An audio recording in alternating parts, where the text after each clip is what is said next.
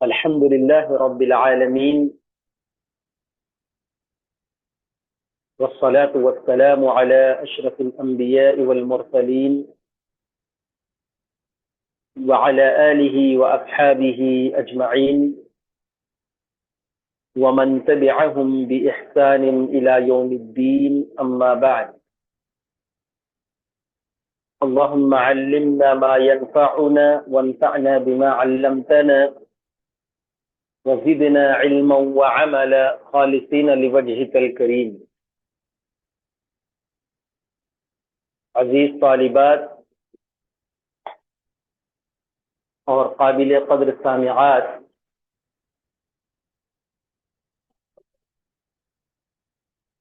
آج جو سبق ہم پڑھنے جا رہے ہیں اس کا عنوان ہے استقبال قبلہ،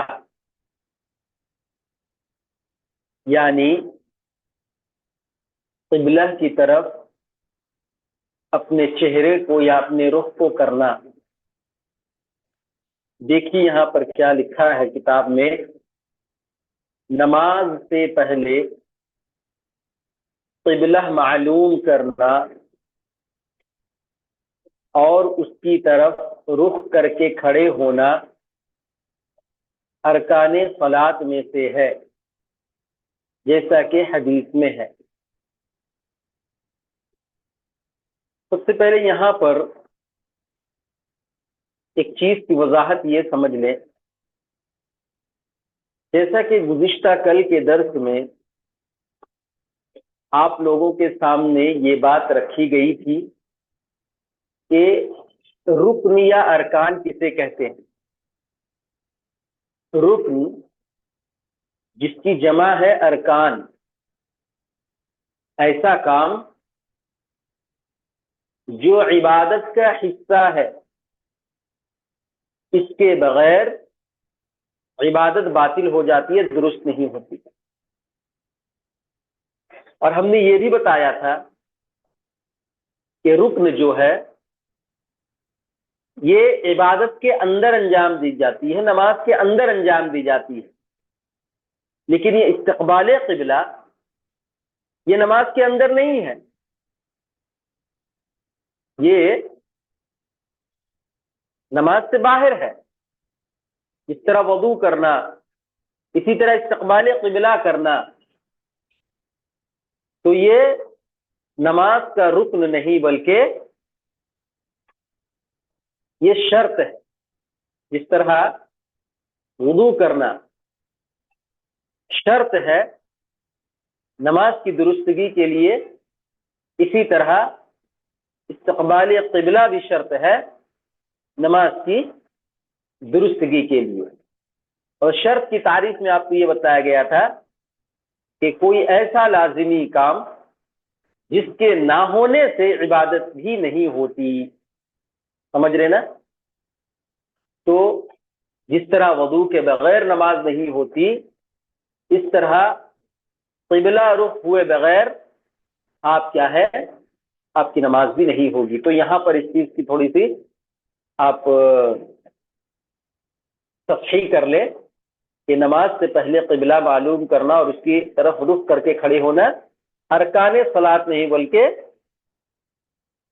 شروط صلاۃ میں سے ہے، نماز کے شرائط میں سے ہے، جیسا کہ حدیث میں ہے عن البراء ابن عازب قال صلينا مع النبي صلى الله عليه وسلم نحو بيت المقدس 16 أو 17 شهرا ثم صرفه نحو القبلة، رواه البخاری ومسلم۔ یہ براء ابن عازب رضی اللہ تعالی عنہ کی جو حدیث ہے، اس کو امام بخاری اور امام مسلم نے روایت کیا ہے۔ آئیے پہلے ترجمہ دیکھتے ہیں۔ حضرت براء بن عازب رضی اللہ تعالی عنہ فرماتے ہیں، ہم نے رسول اکرم صلی اللہ علیہ وسلم کے ساتھ بیت المقدس کی جانب رخ کر کے 16 یا 17 مہینے نماز پڑھی۔ اللہ تعالی نے آپ کو خانہ کعبہ کی طرف چہرہ کرنے کا حکم دیا. ثم صرفہ نحو القبلہ، پھر آپ نے آپ پھیر لیے اپنے چہرے کو قبلے کی طرف. اس کے فائدہ میں کیا لکھا ہے دیکھیے. نماز کی ادائیگی کے لیے قبلہ رخ ہونا نماز کا رکن دیکھیے، پھر یہاں پر لکھا ہے نماز کی شرط، اس لیے اس کا اہتمام ضروری ہے. انسان چاہے سفر میں ہو یا حضر میں، جہاں تک ہو سکے پہلے قبلے کی معلومات حاصل کرنے کے بعد ہی نماز شروع کرے. معلوم ہوا کہ نماز کے لیے قبلہ رخ ہونا ضروری ہے. تو ایک نمازی کو چاہیے، ایک مصلی پر یہ چیز واجب ہے کہ جب وہ نماز کا ارادہ کرے، جب وہ نماز پڑھنا شروع کرے، تو وہ سب سے پہلے اپنے چہرے کو قبلہ رخ کرے. اگر اسے قبلہ نہیں معلوم ہے تو اس کو تلاش کرنے کی، قبلے کی سمت معلوم کرنے کی سے کوشش کرنی چاہیے. دیکھیے اس تعلق سے اللہ تبارک و تعالی نے سورہ بقرہ کی آیت نمبر 149 میں 149 میں کہا وَمِنْ حَيْثُ خَرَجْتَ فَوَلِّ وَجْهَكَ شَطْرَ الْمَسْجِدِ الْحَرَامِ وَإِنَّهُ لَلْحَقُّ مِنْ رَبِّكَ وَمَا اللَّهُ بِغَافِلٍ عَمَّا تَعْمَلُونَ. استقبال قبلہ ہی پر آپ اپنے سبق کو رکھیں. میں جب بولوں کہ آگے چلے تو صفحہ کو آگے کیجیے گا. دیکھیے یہ جو آیت کریمہ ہم نے آپ کے سامنے پڑھی، اس کا ترجمہ کیا ہے جی، اس کا معنی کیا ہے؟ وَمِنْ حَيْثُ خَرَجْتَ فَوَلِّ وَجْهَكَ شَطْرَ الْمَسْجِدِ الْحَرَامِ. کہا کہ آپ جہاں کہیں سے نکلے، اپنا چہرہ، اپنا رخ کیا ہے، نماز کے لیے مسجد حرام کی طرف کر لیا کریں. وَإِنَّهُ لَلْحَقُّ مِنْ رَبِّكَ، اور یہ حق ہے آپ کی رب کی جانب سے. وَمَا اللَّهُ بِغَافِلٍ عَمَّا تَعْمَلُونَ، اور جو کچھ آپ کر رہے ہیں، جو کچھ تم کر رہے ہو، اس سے اللہ تبارک و تعالی باخبر ہے. تو جب آپ صلی اللہ علیہ وسلم نبی بنائے گئے، نبوت ملنے کے بعد تقریباً 16 یا 17 مہینے آپ نے بیت المقدس کی طرف اپنا چہرہ کر کے نماز پڑھی. یعنی نبوت کے بعد سے 16-17 مہینے تک جو نماز ادا کر رہے تھے آپ نے اپنا قبلہ بیت المقدس کی طرف ہی کر کے نماز پڑھ رہے تھے. تو 16-17 مہینے کے بعد آپ عصر کی نماز میں تھے. غالباً عصر کی نماز تھی، وہ آپ صلی اللہ علیہ وسلم کے پاس وحی آئی اور آپ صلی اللہ علیہ وسلم کی وہ حکم دیا گیا کہ اب آپ اپنے چہرے کو بیت المقدس سے مسجد حرام کی طرف پھیر لیں.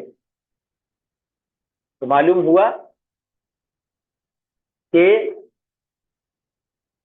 16-17 مہینے تقریباً اللہ کے رسول صلی اللہ علیہ وسلم نے قبلہ اول بیت المقدس کی طرف چہرہ کر کے نماز پڑھا تھا. اور اسی طرح ابو داؤد کی ایک حدیث آتی ہے جس میں اللہ کے نبی صلی اللہ علیہ وسلم نے فرمایا جب تم نماز کے لیے کھڑے ہو تو اپنے چہرے کو قبلے کی طرف کر لو، قبلے کی طرف پھیر لو. یہاں پر سوال یہ پیدا ہوتا ہے کہ اللہ تبارک و تعالی نے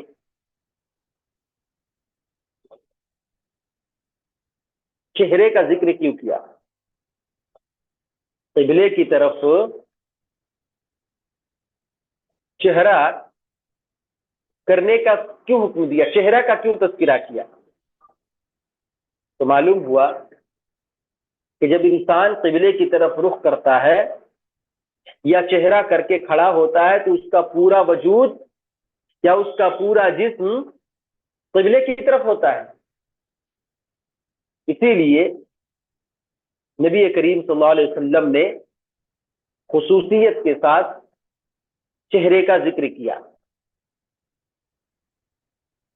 اور اس کا دوسرا مطلب یہ بھی ہو سکتا ہے کہ بعض اوقات آدمی بیمار ہوتا ہے، کبھی وہ اسپتال کے بیڈ میں ہوتا ہے، کبھی گھر پہ چارپائی پہ لیٹا ہوا ہوتا ہے، بیماری اتنی سخت ہوتی ہے، مرض اتنی شدت اختیار کر چکی ہوتی ہے کہ اب وہ مریض نہ اٹھ سکتا ہے، نہ بیٹھ سکتا ہے، نہ حرکت کر سکتا ہے، نہ اپنی کروٹ کو تبدیل کر سکتا ہے، جسم کو ہلا بھی نہیں سکتا.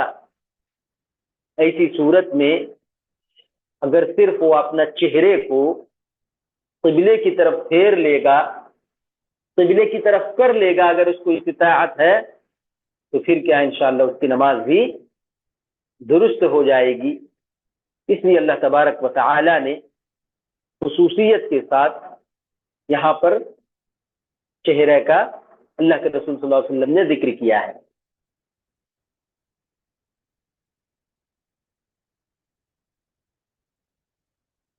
اور ہمیں یہ تگ و دو بھی کرنی چاہیے، ہمیں یہ کوشش بھی کرنی چاہیے کہ جب ہم نماز کے لیے کھڑے ہوں گے تو ہم کیا کریں گے؟ قبلے کی طرف اپنے چہرے کو پھیریں گے اور قبلہ معلوم کرنے، سمت معلوم کرنے، قبلے کی سمت معلوم کرنے کے لیے ہم کوشش بھی کریں گے.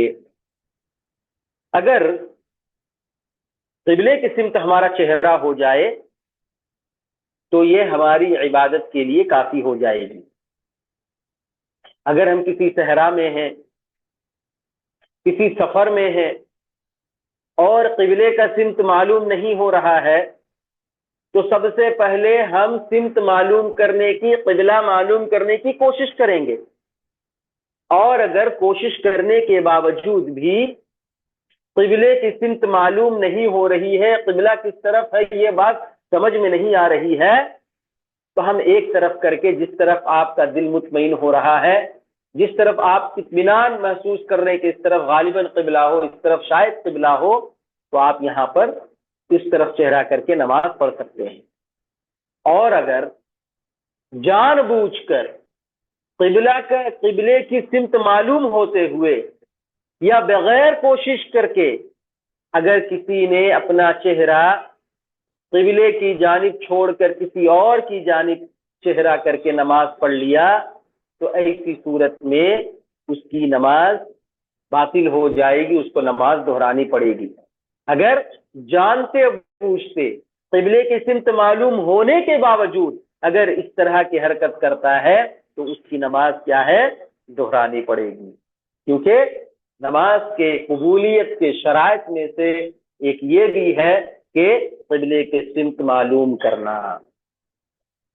اور اگر آپ نے تلاش کیا، اس سلسلے میں محنت کی، جد و جہد کی، پھر بھی کیا ہے آپ قبلے کی سمت معلوم نہیں کر پا رہے ہیں، تو اب کیا ہے، جس طرف آپ کا دل مطمئن ہو رہا ہے، جس طرف آپ سمجھ رہے اس طرف قبلہ ہے، تو آپ اس طرف کیا ہے منہ کر کے نماز پڑھ سکتے ہیں، رخ کر کے نماز پڑھ سکتے ہیں. تو یہاں پر پھر آپ کو نماز دہرانی نہیں پڑے گی.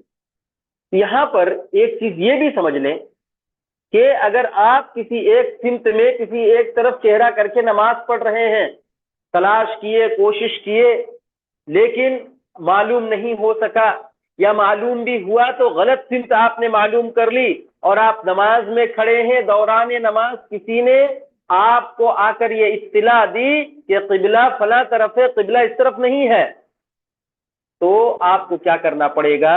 نماز ہی کی حالت میں اپنا چہرہ کیا ہے قبلے کی طرف موڑ لینا پڑے گا. اور اگر قبلہ بتانے کے باوجود آپ غلطی پر تھے، غلط قبلے کی طرف، غلط سمت کی طرف چہرہ کر کے نماز پڑھ رہے تھے، اور اگر کسی نے بتانے کے باوجود بھی اگر آپ کیا ہے نماز اسی حالت میں پڑھ رہے ہیں، اسی حالت میں نماز کو جاری رکھے ہیں، تو پھر یہ نماز آپ کی باطل ہو جائے گی، پھر سے آپ کو نماز دہرانی پڑے گی۔ معلوم ہوا کہ نماز کے شروط میں سے یہ بھی ہے کہ انسان کیا ہے، اپنے چہرے کو قبلے کی طرف کرو۔ اب یہاں پر مزید ایک سوال یہ آپ کے سامنے رکھا جا رہا ہے، وہ یہ، کیا نماز کی حالت میں انسان بات چیت کر سکتا ہے؟ کیا نماز کی حالت میں انسان بات چیت کر سکتا ہے؟ تو جب انسان نماز شروع کرے یا جماعت کے ساتھ نماز کھڑی ہو جائے اور جماعت میں وہ داخل ہو جائے تو کسی طرح کی کوئی گفتگو کرنا جائز نہیں ہے۔ اس سلسلے میں صحیح مسلم کی ایک حدیث ہے، راوی حدیث حضرت زید بن ارقم رضی اللہ تعالی عنہ ہے، وہ کہتے ہیں کہ انہوں نے کہا کہ ہم نماز میں بات چیت کر لیا کرتے تھے، ہم میں سے کوئی بھی اپنے ساتھی سے ضرورت کی کچھ بھی چیز پوچھ لیا کرتا تھا، بات چیت ہو جایا کرتی تھی، یہاں تک کہ یہ آیت کریمہ نازل ہوئی وَقُومُوا لِلَّهِ قَانِتِينَ، کہ تم اللہ کے لیے کیا ہے، خاموشی کے ساتھ کھڑے ہو جاؤ۔ جب یہ آیت کریمہ نازل ہوئی تو کیا ہے، ہم لوگوں نے بات چیت کرنی بند کر دی۔ تو اس حدیث مبارکہ سے یہ بات کی ہے کہ جب نماز شروع ہو جائے یا جب ہم مسجد پہنچے ہیں اور نماز کھڑی ہو چکی ہے اور جب ہم نماز میں داخل ہو جائیں تو دنیاوی امور کے تعلق سے ہو یا دینی معاملات کے تعلق سے ہو، کسی طرح کی کوئی گفتگو، کوئی بات چیت نہیں کرنا چاہیے، حتیٰ کہ اگر کوئی نمازی چھینک بھی رہا ہے نا جی، تو اس کا جواب بھی ہمیں نہیں دینا چاہیے۔ البتہ چھینکنے والا الحمدللہ وغیرہ کہہ سکتا ہے۔ تو آج کے سبق سے ہم نے یہ جانا کہ استقبال قبلہ کرنا یہ نماز کے شرائط میں سے ہے، تو لہذا جب بھی کوئی نماز ادا کرے تو سب سے پہلے چاہیے کہ وہ اپنی نیت کو خالص کر لے اس نماز کے لیے، اور پھر کیا ہے، استقبال قبلہ یعنی قبلے کی طرف رخ کر کے نماز کے لیے کھڑے ہو جائے۔ اب اس کے بعد آئیے سترہ کا اہتمام، آگے کیجیے سترہ کا اہتمام۔ نماز سے پہلے سترہ کا اہتمام کرنا بہت اہم ہے۔ حدیث رسول ملاحظہ ہو عن ابن عمر رضی اللہ تعالی عنہما یقول قال رسول اللہ صلی اللہ علیہ وسلم لا تصلی الا الى سترة ولا تدع احدا يمر بين يديك فإن أبى فلتقاتله فإن معه القريب، رواہ ابن خزیمہ بسند صحیح۔ حضرت عبداللہ بن عمر رضی اللہ تعالی عنہما بیان کرتے ہیں کہ رسول صلی اللہ علیہ وسلم نے فرمایا، سترے کے بغیر نماز نہ پڑھو اور کسی کو اپنے آگے سے نہ گزرنے دو، اگر وہ انکار کرے تو اسے سختی سے روکو، کیونکہ یقیناً اس کے ساتھ شیطان ہے۔ صحیح ابن خزیمہ حدیث نمبر 8 سے۔ اسی طرح اور ایک روایت عن ابی سعید الخدری رضی اللہ تعالی عنہ قال قال رسول اللہ صلی اللہ علیہ وسلم اذا صلى احدكم فليصلي الى سترة وليدن منها، رواہ ابو داؤد بسند صحیح۔ حضرت ابو سعید خدری رضی اللہ تعالی عنہ فرماتے ہیں کہ رسول صلی اللہ علیہ وسلم نے فرمایا، جب تم میں سے کوئی نماز پڑھے تو اپنے سامنے اور قریب میں سترہ رکھ کر نماز پڑھے۔ سنن ابی داؤد حدیث نمبر 698۔ فائدہ میں سترہ ہر اس چیز کو کہیں گے جسے انسان نماز کے وقت اپنی سجدہ گاہ کے سامنے رکھے یا نصب کر لے۔ نصب کر لے یعنی گاڑ لے، जैसे दीवार, ستون या लकड़ी और नेजा वगैरह। अलगर्ज सुतरा ऊंचाई में कम से कम एक हाथ का रहना चाहिए, इसे सजदे की जगह से थोड़ा आगे होना चाहिए, इस तौर पर कि सजदा की जगह और सुतरे के बीच से एक बकरी का बच्चा गुजरना चाहे तो गुजर सके।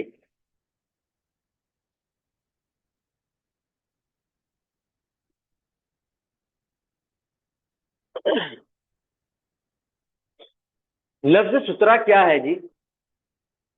सुतरा का लुग़वी माना है किसी चीज का ओट या पर्दा, किसी, है ना, ओट या पर्दा, किसी चीज का ओट या पर्दा के माने में ये इस्तेमाल किया जाता है। ये तो लुग़वी माना हुआ। और अगर शरई इस्तिलाह में उसका माना देखेंगे तो क्या है जी?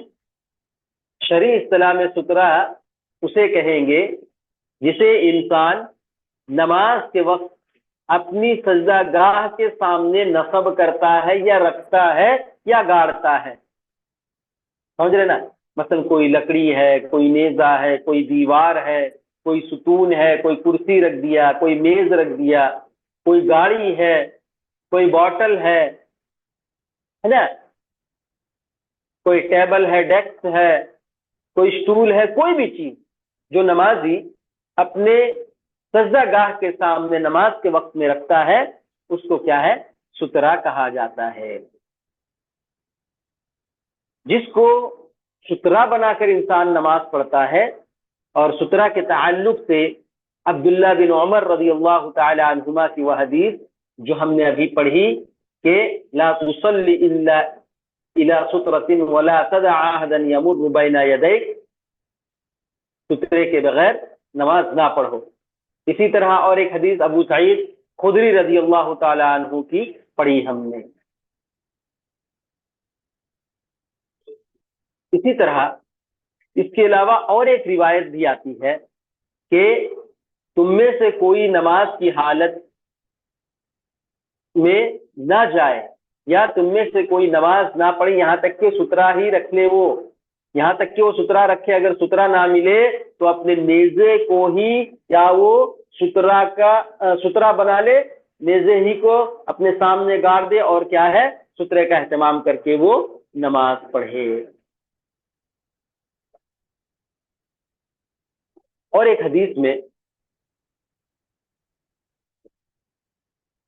आता है सुतरे के ताल्लुक से, सर वो सुतरे के ताल्लुक से नहीं है बल्कि नमाजी के सामने से गुजरने के ताल्लुक से है, उसको इंशाल्लाह बाद में बताते हैं। तो सुतरे की लंबाई कितनी होनी चाहिए इस सिलसिले में देखिए, यहाँ पर इस सिलसिले में उम्मुल मोमिनीन हजरत आयशा रज़ियल्लाहु ताला अन्हा से एक रिवायत मिलती है कि ग़ज़वा तबूक के मौके पर नबी करीम सल्लल्लाहु अलैहि वसल्लम से नमाजी के सुतरे के ताल्लुक से सवाल किया गया, पूछा गया। आप सल्लल्लाहु अलैहि वसल्लम ने फरमाया कि जो ऊंट के पालान के पीछे के जो हिस्सा होता है उसकी लंबाई के बराबर आदमी क्या है, सुतरा रखे। ऊंट के पालान के पीछे का जो हिस्सा होता है उसकी लंबाई के बराबर क्या है, इंसान आदमी क्या है, सुतरा रखे। तो सुतरा तकरीबन यहाँ किताब में जो लिखा हुआ है वो क्या है, सुतरा कम से कम एक हाथ का होना चाहिए और ऊंट के पालान का जो पिछला हिस्सा होता है वो तकरीबन इसी तरह 1-1.5 हाथ का ही होता है। कम से कम सुतरे की ऊंचाई 1 हाथ होनी चाहिए और अगर उससे मजीद भी है तो कोई हरज की बात नहीं है। और इसको रखेंगे कहाँ, सजदे गाह से थोड़ा सा आगे होना चाहिए।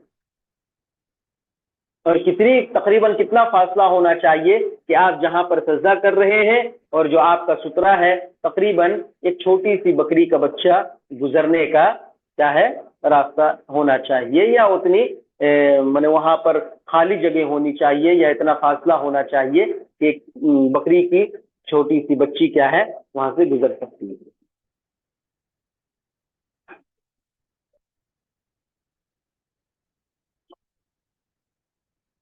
اس سلسلے میں امام بخاری کی ایک روایت ہمیں ملتی ہے کہ سہل بن سعد رضی اللہ تعالی عنہ سے مروی ہے، وہ کہتے ہیں کہ رسول کریم صلی اللہ علیہ وسلم اور دیوار کے مابین ایک بکری گزرنے کا فاصلہ ہوتا تھا. سمجھ رہے نا؟ یہ روایت ہے کہ جب نبی کریم صلی اللہ علیہ وسلم کھڑے ہوتے تھے نماز کے لیے، آپ کی سجدہ گاہ سے وہ سترے کے درمیان جو فاصلہ ہوتا تھا، جو گیپ ہوتا تھا، تقریباً ایک بکری کے گزرنے کے برابر ہوتا تھا. اسی طرح مسند احمد کی ایک دوسری روایت ہے جس میں نبی کریم صلی اللہ علیہ وسلم نے کعبے میں داخل ہو کر نماز پڑھی، دیوار اور آپ کے درمیان 3 بازوؤں کا فاصلہ تھا.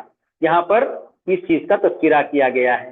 تو معلوم ہوا کہ نمازی کو نماز کے لیے سترے کا اہتمام کرنا ضروری ہے، اور اگر سترے کے سامنے سے کوئی گزرنا چاہے تو اسے روکنے کی کوشش کریں گے.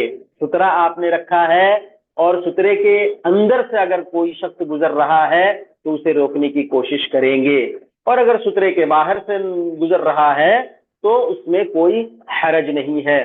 دیکھیے، اگر سترا کسی نے رکھا ہے اور اس کے سامنے سے اگر کوئی شخص گزر رہا ہے تو اس سلسلے میں بڑی وعید بتلائی گئی ہے، بڑی وعید بتلائی گئی ہے کہ اگر آپ کے سامنے کوئی دیوار ہے، کوئی ستون ہے، یا آپ نے سترا رکھا ہے، کوئی بھی چیز کو سترا بنا کر آپ نماز پڑھ رہے ہیں، ٹھیک ہے، اگر آپ نماز میں کھڑے ہوں اور آپ کے سامنے سے اگر کوئی گزرنا چاہے یا گزر رہا ہے تو آپ پر ضروری ہے کہ آپ سختی سے اسے روکیں. فَلْيُقَاتِلْ کا لفظ آتا ہے، فَإِنَّهُ شیطان کہا اللہ کے نبی صلی اللہ علیہ وسلم نے، اس سے جھگڑا کرو کیونکہ وہ شیطان ہے. اتنی سخت وعید یہاں پر بتلائی گئی ہے. دیکھیے، ایک حدیث میں ہے کہ اللہ کے نبی صلی اللہ علیہ وسلم نے فرمایا کوئی شخص نمازی کے سامنے سے گزرنے سے بہتر ہے کہ وہ 40 لفظ 40 کا تذکرہ ہے، یا 40 دن یا 40 سال یا 40 ماہ، اس کا تذکرہ نہیں ہے، صرف 40 ٹہرنا اس کے لیے کیا ہے، بہتر ہوگا، اس سے بہتر ہے کہ وہ گزرے وہاں سے. تو اگر ہم اس وعید کو اپنے نظروں کے سامنے رکھیں کہ نمازی کے سامنے سے گزرنے سے کیا سزا ہے، اگر اس کو کوئی جان لے تو یہ چیز اس کے لیے بہتر ہوگی کہ وہ 40 دن یہاں پر ٹھہرا رہے، لیکن کیا ہے، وہ نمازی کے سامنے سے گزرنے سے کیا ہے، پرہیز کرے گا. لہذا ہم جب بھی نمازوں کا اہتمام کریں تو ہمیں چاہیے کہ ہم سترے کا بھی خیال رکھیں، اور جب کوئی سامنے سے آپ کے گزرنا چاہے تو اسے آپ روکیں گے، اور اگر سترے کے بعد وہ گزرتا ہے تو اس میں گزرنے کی کوئی حرج نہیں ہے. اور اگر سترا رکھنے کے باوجود بھی اگر آپ کے سامنے سے کوئی زبردستی گزر رہا ہے تو اس سے آپ کے نماز میں کسی طرح کا کوئی خلل نہیں ہوگا. جو وعید ہے اس شخص کے تعلق سے ہے جو سامنے سے گزرا ہے. تو آج کا سبق ہم اسی پر ختم کرتے ہیں. اللہ سے دعا کرتے ہیں کہ اللہ تبارک و تعالی نماز کے ان فقہی مسائل کو سمجھنے اور اس پر عمل کرنے کی توفیق عنایت فرمائے. آمین. اقول قولی هذا واستغفر الله لي ولكم ولسائر المسلمين من كل ذنب فاستغفروه انه هو الغفور الرحيم. وصلى الله تعالى على النبي الكريم. السلام عليكم ورحمة الله وبركاته.